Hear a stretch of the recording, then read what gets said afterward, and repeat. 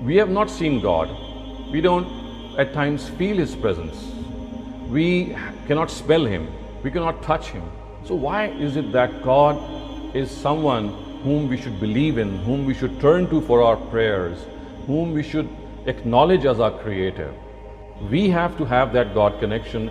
If you have not discovered God, I mean, when I say not discovered God, you have discovered God or you've connected with God just because you've been born as Muslims.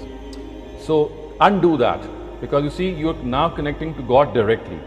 Previously you were connecting to God indirectly. You believed in God because your parents told you that there is a God, or maybe the society told you there is a God. No, subtract that for some time. Start thinking yourself. Start thinking about the environment. Start thinking about the body that you have, the world around you, and how they perfectly match and make you realize that there is someone else. And so I'm not just listening to my mother or my father when I say there is a God. No, I am listening to my own mind, my own heart, because I feel there is a God. So God should be your personal discovery. It should not be the discovery. I mean, you start off with your parents, that's understandable, but it should ultimately be your own discovery.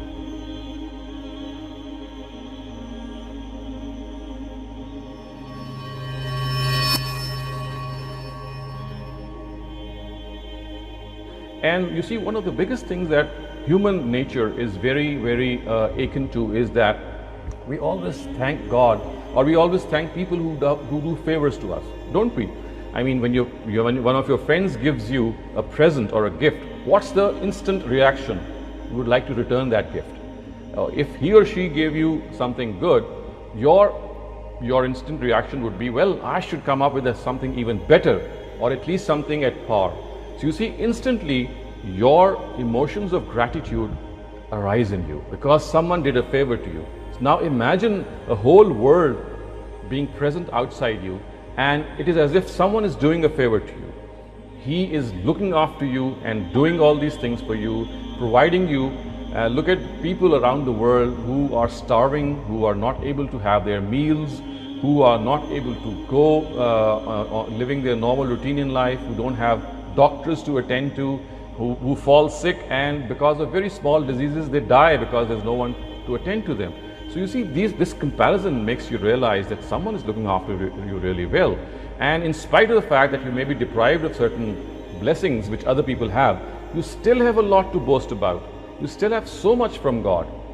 So the first thing to have that strong relationship with God is to thank Him for all these favors. So our realization of God comes to this gratitude, to this huge feeling that I'm being looked after, and I'm being looked after without my asking that person.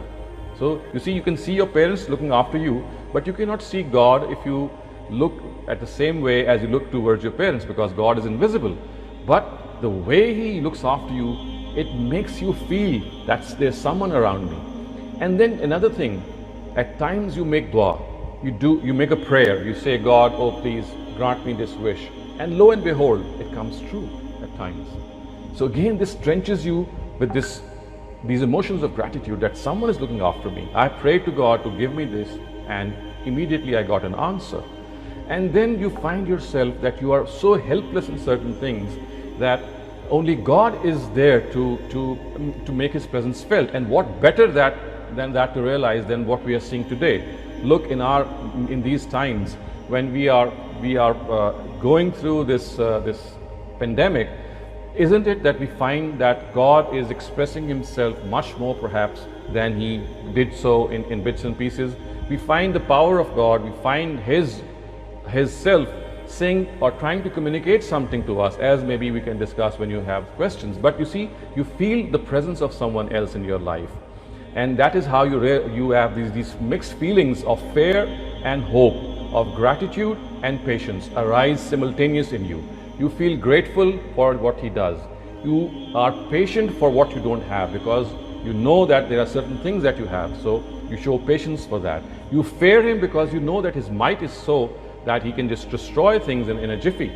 And then you feel yourself so small, such a small speck in this universe, that you feel that you are nothing in front of that huge power. So this is how we connect ourselves to a God, And remember, the basic connection of God is not fear.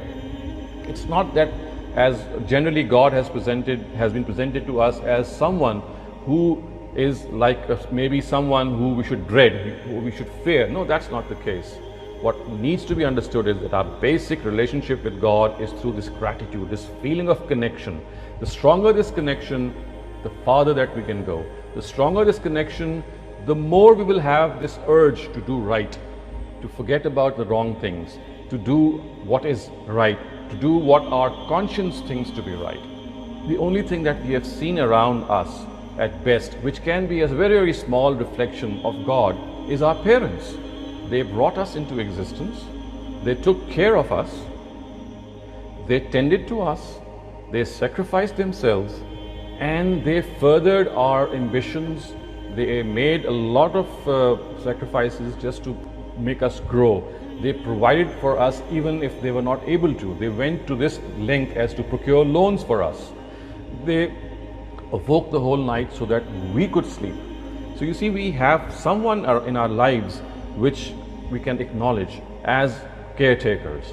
So you see, what happens is that if you open your eyes to a larger canvas in which you just don't see your parents, but you see a whole bunch of mankind which has parents, who had more parents and parents and parents, and you see that there is a whole line of humanity which supersedes or succeeds each generation. And just as our parents are looking after ourselves, we find that there is another person or another being who is looking after not only our parents and the parents of our parents and so on and so forth. He is looking after whatever we find across us, around us. And remember, the things that we find around us, they are all of our own benefit. They are being put to use to our service. So you see, the sun does not rise for itself, or the moon does not set for itself, or the wind which blows is not for itself, or the water which flows in the seas is not for itself. It's doing a certain purpose. It's providing us. So one of the biggest signs to recognize God is that someone is, besides your parents, is taking care of you. How? So for the first thing that you can reflect is on your own human body. Your father and mother may have brought you into existence, but it was not that they were instrumental only in giving you this shape and form. Because when you become individuals, you find that there is a system in your body which is so vigilant, it is so punctual, and it has so many aspects that you are amazed. Just look at the eyes that you have. The amount of gratitude which comes to us when we open our eyes and we see the scenery around us, when we are able to see the people around us, it fills us with this gratitude. It tells us that eyes are perhaps one of the biggest favors of God, and it's not that our parents made them. It is as if saying that even our parents had eyes, and our parents had also had eyes, and so there must be someone other than our parents who made them and the eyes that they've got. So I would say that start off with your normal human body, and you'll find that the way God trenches you with His mercy and with His favors is immense. Try shutting down your eyes, closing your eyes, and then go about doing your routine work for maybe about 2 or 3 minutes, and you'll end up in frustration. You'll not be able to eat food, you'll not be able to change your clothes, you'll not be able to watch your TV or pick up your cell phone and dial it properly. Although I know that you are very efficient and you could dial it without seeing it, but still, you see, what happens is that eyes are one of the biggest favors of the Almighty. And you've got parents, you've got the best of living, you have got the best of clothes to wear, you go to the best of places for your education. And look at people who are living below the poverty line. Look at people who have to walk for miles to get pure potable water. Look at people who are handicapped. So you see, what happens is that if you compare what's going around your world, at the one end you see everything in service being put before you. You see the services of the sun, the moon, the star, the elements of nature for your own self. And on the other hand, you find your own self to be a miracle of human creation. And if this had happened, that you had been deprived of something, you would have been a person who would have missed out a lot of things in this world. If you would have been blind, or if you had been deaf or dumb, or lacking in any ability. So you see, it is here from these manifestations that you try to find out that there is someone who's running the affairs of this universe. There's someone who created your parents whom you are able to see.